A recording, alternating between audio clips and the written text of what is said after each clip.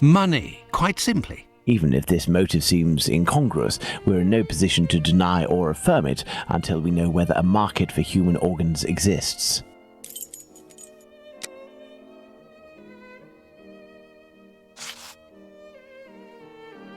A desire for some sort of morbid trophy. I'd be inclined to dismiss this motive. If this were the case, why would nothing have been removed from the Bucks Row victim? Black magic? Watson, this line of investigation is far too vague. We don't have a single clue in support of such a motive. We can eliminate this hypothesis. Perhaps it was intended as a study specimen. I have little faith in that theory. Hardly anything was taken from the Bucks Row victim. Holmes, what if it was cannibalism? Even if the idea is unbearable, we can't ignore it as a possibility. Elementary. What emerges from these possible motives for having removed the uterus from the second victim is that they implied that the killer could have carried out the same thing on the Bucks Row victim, yet didn't.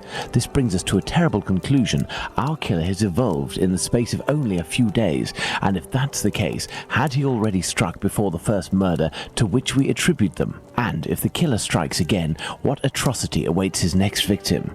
We have to stop him, Holmes. We shall do our best. This recent business of jars filled with formalin and of the American doctor might be a lead. Watson, inquire among medical circles to ascertain if there is a black market for human organs. The chances are slim, but this must be pursued.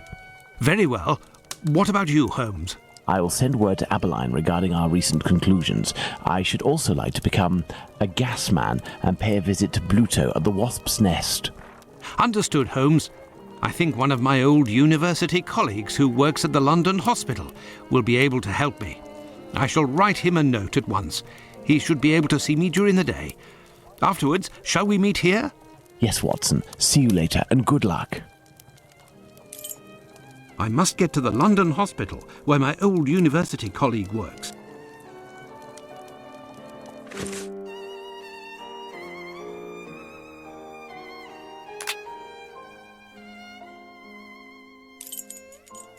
To the London hospital, quick! My colleague agreed to meet me here in one of the London hospital rooms reserved for students.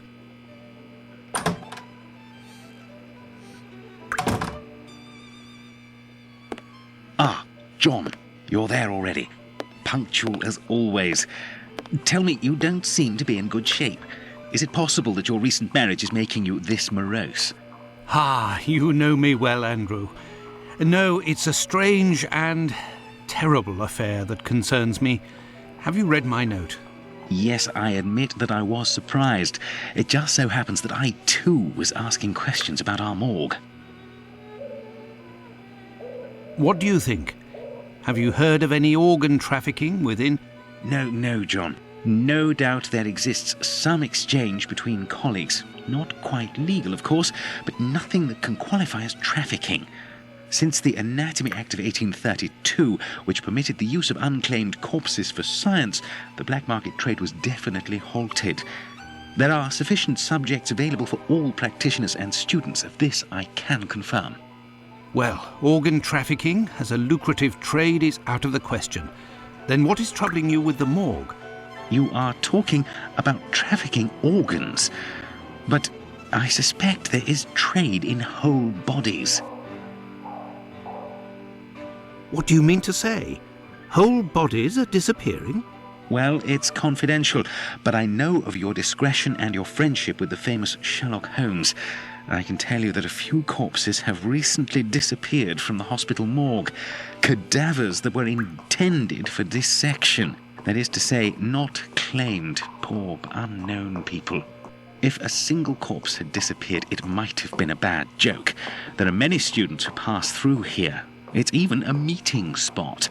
For the majority, they are here to work. A few come here in secret to practice. It also happens that instruments or organs go missing. Nothing alarming, but so many corpses. It's very troubling. But the hospital doctors aren't doing anything? No, That is to say, they would prefer not to call the police at this point. An investigation would no doubt result in the suspension of authorizations for the use of unclaimed corpses.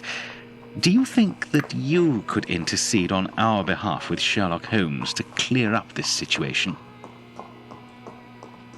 Which corpses are missing? I don't know exactly, but I can make an exact list if you would like to wait here for a few minutes. Feel free to look around the room while you wait. It'll bring back memories. Thank you, Andrew.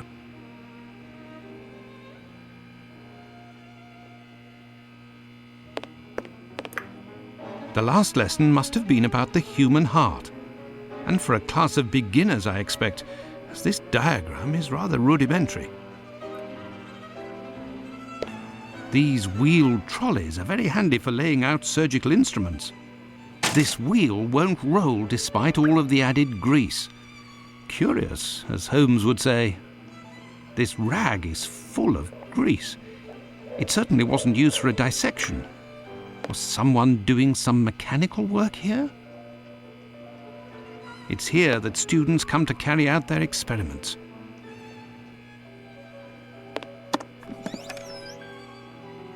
This surgical instrument resembles a screwdriver. How amusing. It might come in handy. I will return it later.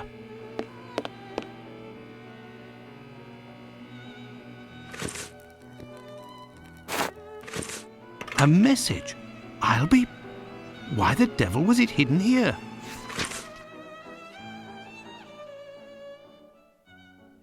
An old prescription. Poor child, so young, yet terminally ill. Strange, someone scrawled something. Part of it is in Latin. These are instructions, it would seem.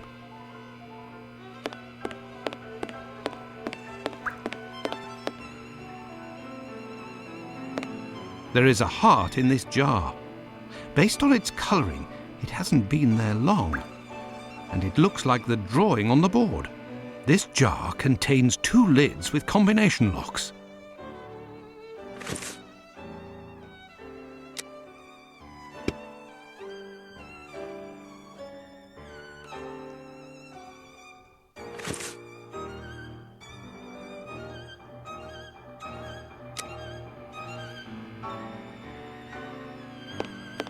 An encyclopedia of anatomy. The page on the human heart is dog-eared. Let's see.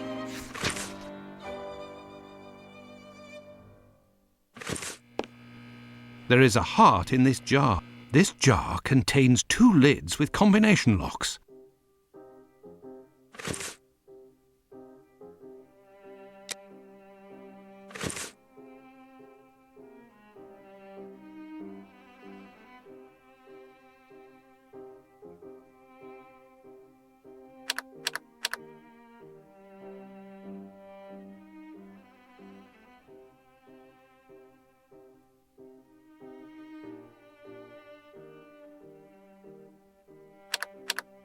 Look, there was a bit of paper stuck between the 2 lids.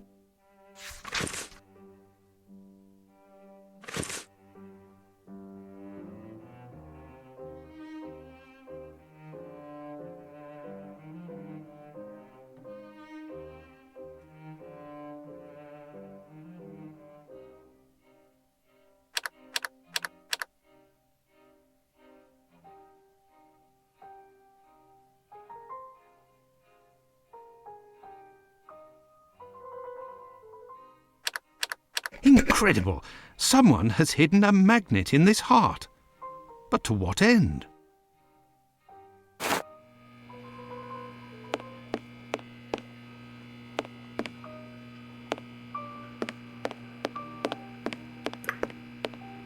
Nothing of interest here. Incredible! There is a magnet with a hook behind this pane of glass. I am in need of something.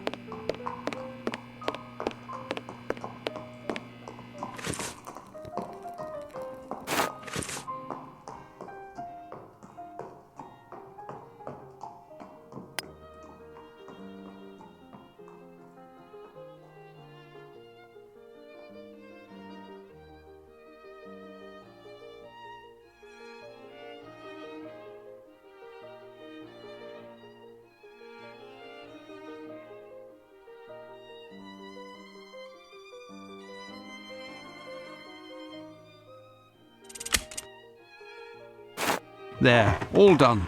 Holmes couldn't have done better himself. A hole.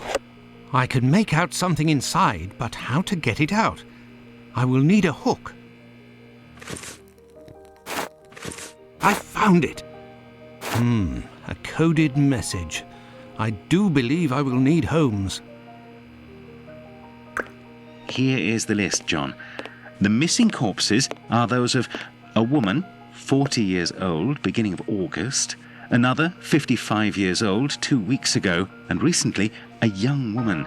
These corpses had nothing in common except that they didn't have any apparent lesions. All of this is very troubling.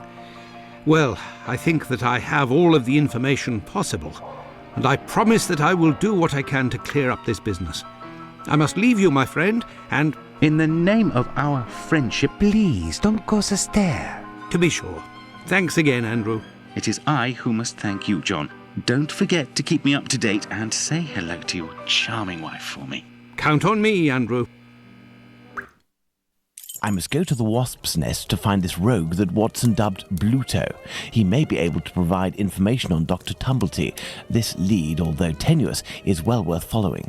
I must return to Whitechapel, but it would be better if I did so incognito.